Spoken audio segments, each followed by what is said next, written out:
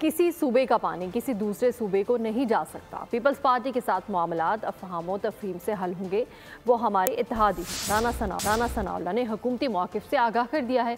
वज़ीर इत्तलात अता तारर की मीडिया से गुफ्तगू PTI पर भी खूब गरजे बरसे। कहा कि इस जमात ने इंतशार और तबाही और बर्बादी के अलावा कौम को कुछ नहीं दिया। आज मुल्क तरक्की की राह पर गामज़न है, महंगाई की शरह कम तरीन सतह पर है।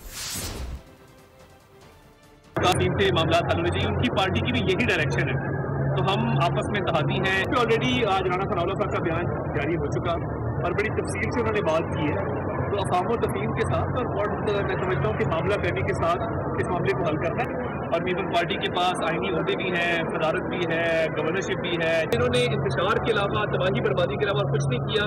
और आज मैं समझता हूँ कि हमारी जो परफॉर्मेंस है अल्लाह ताला के फजल से, मियां शहबाज शरीफ साहब की हुकूमत की वो नज़र आ रही है। पंजाब में वज़ीर आला मरियम नवाज साहिबा की हुकूमत नज़र आ रही है। अच्छे काम हो रहे हैं पूरे पंजाब के अंदर भी, तो ये सिलसिला जारी रहेगा और पाकिस्तान तरक्की करेगा।